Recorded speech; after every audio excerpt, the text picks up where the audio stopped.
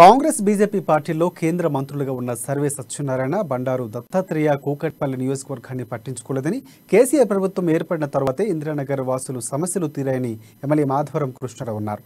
బాలనగర్ డివిజన్లో కార్పొరేటర్ ఆవుల రవీందర్ రెడ్డితో కలిసి పాదయాత్ర నిర్వహించారు. ఇంటింటికి తిరుగుతూ ప్రజల సమస్యలను అడిగి తెలుసుకున్నారు.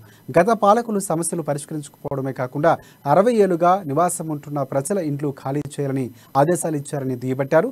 తాను ఎమ్మెల్యేగా గెలిచిన తర్వాతే నియోజకవర్గ ప్రజలకు మేలు జరిగిందని చెప్పారు.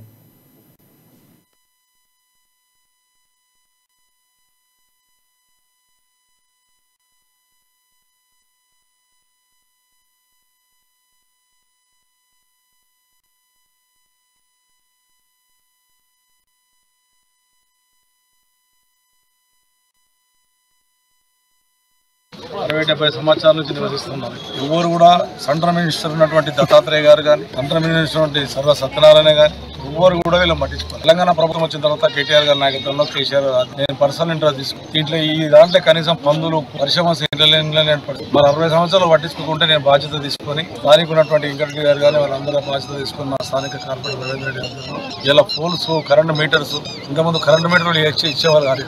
వీటిలో చాలా మంది ఇక్కడ కరెంటు మీటర్లు వేయకపోతుండే, రోడ్లు వేయకపోతుండే, రేకులు వేయకపోతుండే, ఎన్నో ఇబ్బందులు పెట్టి చాలా మంది మేము కేసులు పెట్టారు. పిల్లలు ఇప్పుడు కూడా కేసులు దొరుకుతాయి. అసలు దాన్ని ఇలా క్లియర్ చేసి వాళ్ళకి కట్టుకునే అవకాశాలు, అదేవిధంగా రోడ్లు డ్రైనేజీలు వాటర్ వేస్తా ఉన్నాం.